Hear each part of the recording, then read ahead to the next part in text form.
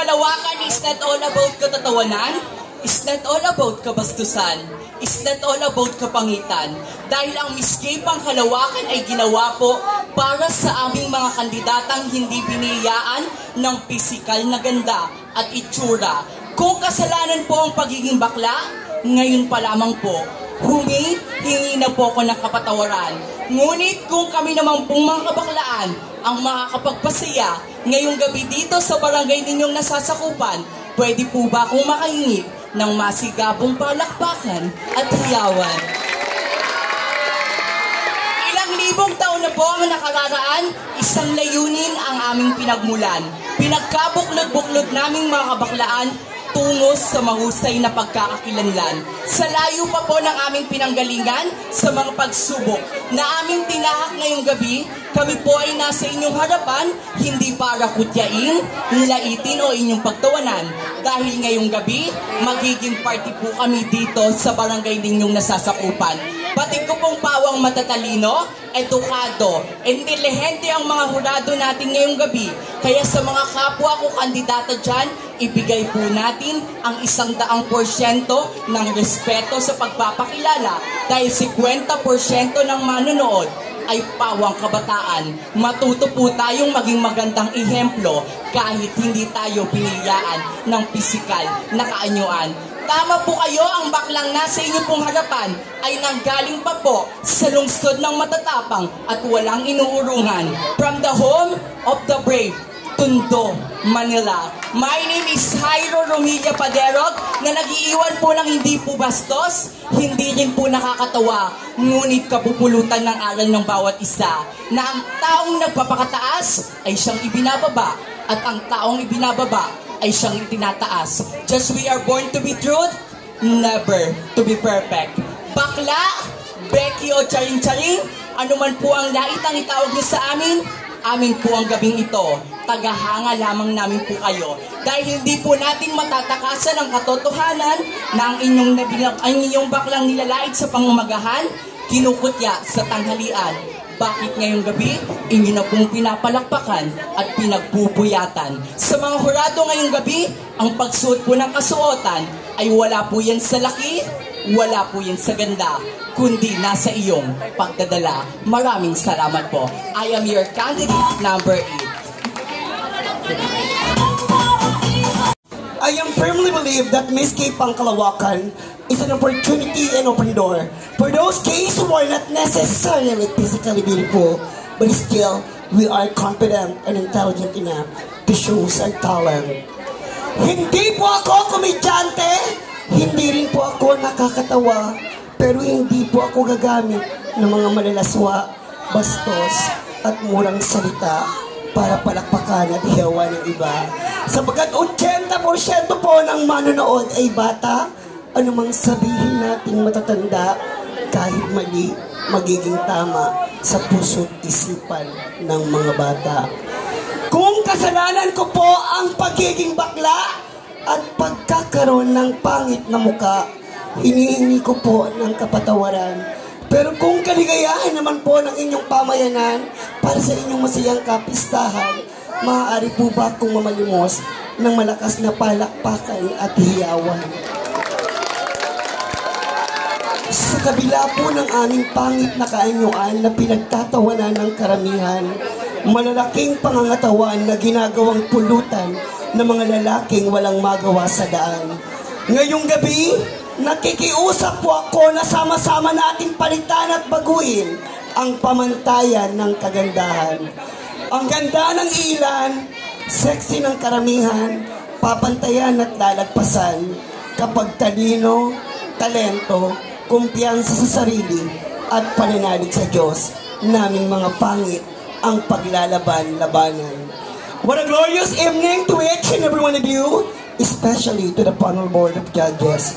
Standing in front of you is a fresh graduate of Bachelor Secondary of Education, major in Mathematics at Pamantasan ng Lungsod ng Maynila. Nang matapang na langgam at kanyang sinabihan, nagagambang galing sa laban.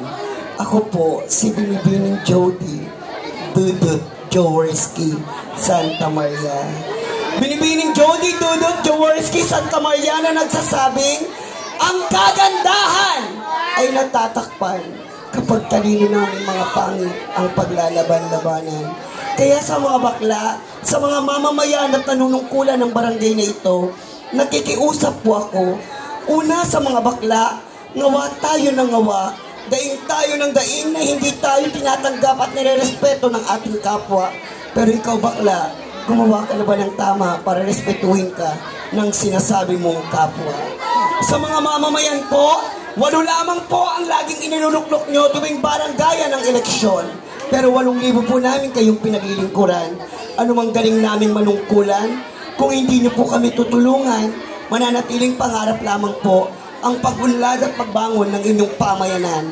At sa mga nanunungkulan po, ang pagiging chairman, barangay kagawad, sekretary at treasurer, ay hindi isang pagkakataon at kapangyarihan para samsamin ang pondo ng inyong pamayanan. Ito po ay isang pagkakataon at pribilehiyo para maglingkod ka ng tama mula bata hanggang sa matanda. Isama nyo na po kami, mga tomboy at bakla. Maraming salamat po. Miley, back up ka lang.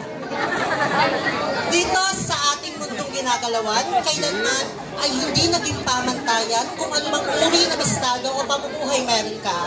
Lalong-lalong hindi naging pamantayan kung gaano ka man kapangit o kung gaano ka man kaganda. Hindi ka man pinagpalas sa iyong piskal na kanyuan, huwag kang mabahala aking kaibigan, dahil ang tunay na timbangan ng Diyos ay kung ano ang nagawa mong kabutihan dito sa ating mundong ginagalawan. Dahil kailanman ang tunay na kagandahan hindi na nakikita sa panlabas na kanyuan, bagkus ang tunay na kagandahan ay nakikita sa kabusilakan ng iyong puso at kalinisan ng iyong konsensya. Maya pa Diyos, pengi kaya ko nga, no, should I say a blessed evening to each and everyone, all the way last from the Christmas capital of the Philippines, Pampanga. My name is Cindy David Del Rosario, a 28-year-old stoner, a second-year education graduate major in Filipino at pamantasan na lungsod ng Maynila. But tonight, please allow me to stand by the name, ang babaeng humingi ng lemon dahil gusto ng tequila. Sabay-sabay po nating palakpakan, Miss Tony Fowler. Once again, my name is Tony Fowler and I'm very proud to work one of the colorful and famous festival of our country, the Sarimanok Festival, all the way from Mindanao. Lagi nating tatandaan, ang pagsuot ng pambansang kasuotan ay wala sa laki, wala sa ganda, kundi nga sa iyong pagdadala. Thank you. Yung isa mongguloid, yung isa ngongo, Barangay 19, welcome to Miss Gay Kapansanan! Sa lahat po ng kalalakihan, kung ako na lang ang natitirang babae sa mundo, papakasalan niyo ba ako? Inuulit ko, kung ako na lang ang natitirang babae sa mundo, papakasalan niyo ba ako? Nagmamakaawa na ako. Kung ako na lang ang natitirang babae sa mundo, papakasalan niyo ba ako? English na lang, baka di niyo maintindihan. To all boys, will you marry me? Eh, di wag, gago. Candidate number 9. Kagawad ka pala. Bakit dito ka nagronda? By the way, my name is Almar de Asis. In short, Alzheimer disease. At ngayong gabi, bakit hindi niyo po sabay-sabay palakpakan at iyawan one of the legendary contestera ng Miss K Pangkalawakan way back 2013. Ako po ang babaeng namahid ng cake sa isang waiter. Kilala niyo na ba? Ang makulit na vlogger. Kilala niyo na ba? The one and only Binibining Alex Gonzangano. Alex Gonzangano na nagsasabing, judges, hindi niyo man po ako napanood sa grand finalist ng Miss Q&A ng It's Showtime. Lalong-lalong hindi ko po naranasan na mapasama sa Super Serena ng Itbulaga. Ngunit lagi niyo pong tatandaan na hindi po magiging basayan kung ikaw ay sikat o ikaw ay kilala. Dahil lagi po nating tatandaan na ngayong gabi, buksaan na naman ng Miss Gay Pangkalawakan. Kaya bigyan po natin ng patas na laban.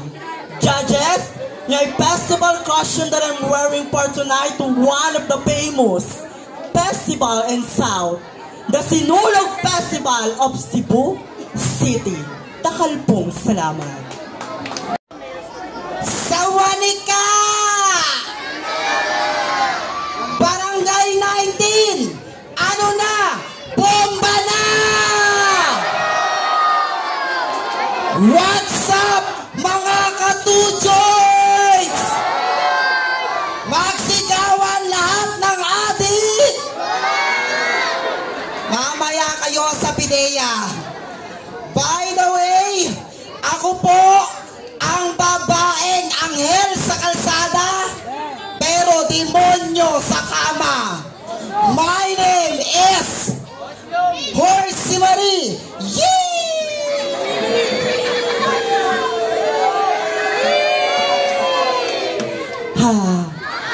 Or you can call me Maika.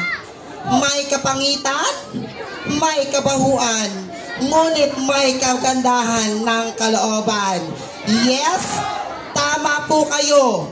Ako po ang baklang minsan na nag-trending sa Facebook, Instagram, Twitter, YouPorn, UGIS, Pornhub, pati Grindr, may account ako.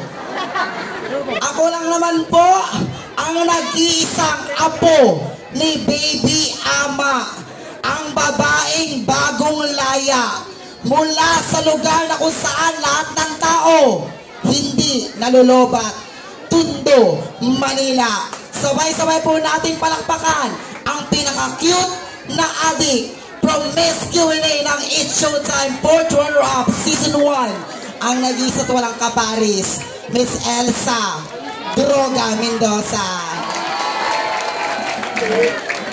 Miss Elsa Mendoza na nagsasabing, gago, mahuli ako dito. Parang tanga ito, mamaya maparil ako ha. Ako po ang babaeng hindi nagdodroga, pero nagbebenta. Sa mga gustong kumuha, just type your name, address, ilang taon at ilang gramo. Iatid ko po sa inyo, JNT, door to door. At bago mo po alisan ang vlog ko to, mag-iiwan ako ng isang kataga para sa lahat ng mga ex ko. Mahal ko kayo noon, maglaway kayo ngayon.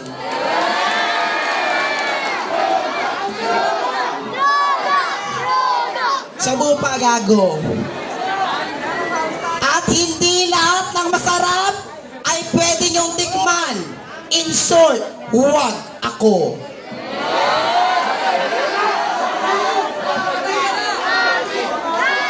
Mamaya jamming tayo.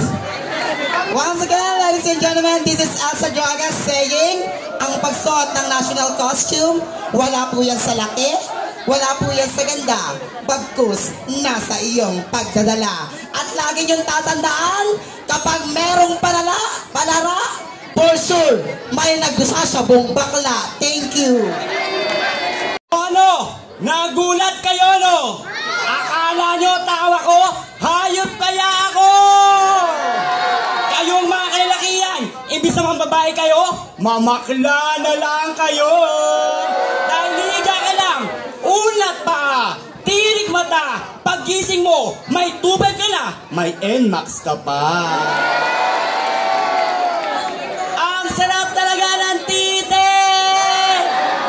Trabaho, ipon, travel, Enjoy! Ito po, ang tunay na ganda, mula ulo, mukhang paa. Hindi po ako isang diwata, ako isang manik ay nagsasalita. Oh yes, I'm a doll dahil member ako ng Budol Gang. Ako po si Ariel Balida Bashera, aka Bea Bunda, ang mananahing kontesera ng Daijong Apparel Corporation sa Rosario, Cavite. At ako po ang baklang minsan na tumuntong sa entablado ng Miss Q&A August 18, 2017 Season 1 at December 13, 2018 Season 2. And I believe that being here on the stage is not just a battle to get the crown, to win the title or to have the prize. This is a battle between me, myself, and all, to show people the advantage of being who I am. That I'm a person who lives in one body, with two personalities, and hundreds of responsibilities, not only in my family, friends, in the society, but into this world, because I, as a Musashi believes, that I can reach the top of the world. At naniniwala po ako muli na ang tao mapagkumbaba, katulad ko po, mahaba ang baba. And the national costume that I'm wearing for tonight is inspired from the Aswang Festival, lugar ng Capiz, bansang Pilipinas. Maraming salamat po.